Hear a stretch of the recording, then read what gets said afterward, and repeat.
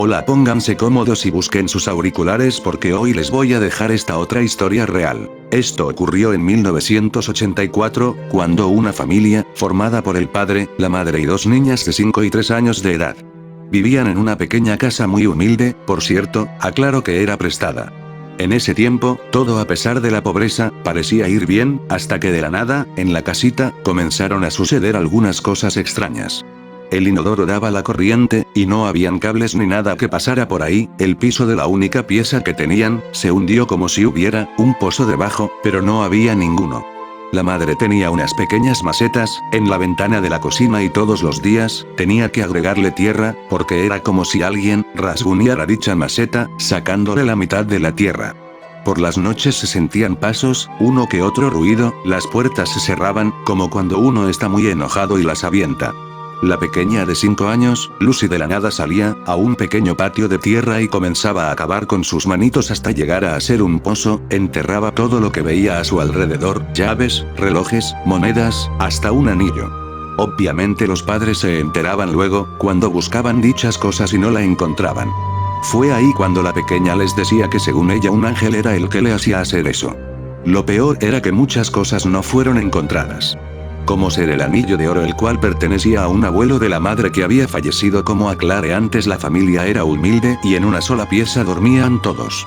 Había una cama matrimonial y una cucheta, en la cual la parte de arriba, era usada como un guardarropas. Lo que implicaba que las niñas duerman en la misma cama. Lucy cuando dormía, mordía muy fuerte a su hermanita, al punto de lastimarla, en el dedo gordo. Por el momento la familia, pensaba que era por la corta edad de Lucy y los celos que tenía de la más pequeña. Y que todo lo que hacía, o decía, era para llamar la atención. Hasta que comenzó a tener actitudes muy violentas, llegando al punto de ahogar un gatito, rompía muchos huevos, porque decía que no quería que hubiera pollitos. Cada día se volvían más aterradores sus juegos, según ella así decía, que eran juegos. Hablaba sola, o por lo menos, eso es lo que sus padres creían y veían. No dormía de noche, por conversar con el supuesto ángel que la acompañaba. Lucy decía que era un hombre anciano, con vestimenta blanca y ojotas como las de Condorito, así lo describía ella, porque su padre tenía revistas, de este personaje tan particular de esa época, Condorito.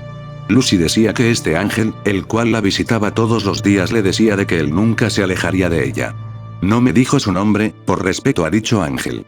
Todo ese tiempo, los padres de Lucy no quisieron creer en la historia que ésta contaba y aludían celos o falta de atención hacia la pequeña. Que por eso, se inventaba amigos imaginarios, los cuales los relacionaba con las revistas o historietas que su padre tenía. Al menos eso era lo que ellos creían. Hasta que una noche la madre escuchó a Lucy que hablaba en una forma muy distinta a lo habitual, se arrimó para ver lo que pasaba y fue allí que solo pudo ver una enorme luz, muy clara, que la encegueció y a Lucy en medio de dicha luz. Pero al contarle a su marido le dijo que a lo mejor, lo soñó, ella no sabía diferenciar, si era o no real, lo que le sucedió. Luego de esa luz, pasaron como 5 días y las pequeñas, estaban jugando, en la pieza, cuando a Lucy se le ocurre jugar arriba de la cucheta, lo cual, no acostumbraban a hacer, porque allí, había ropa.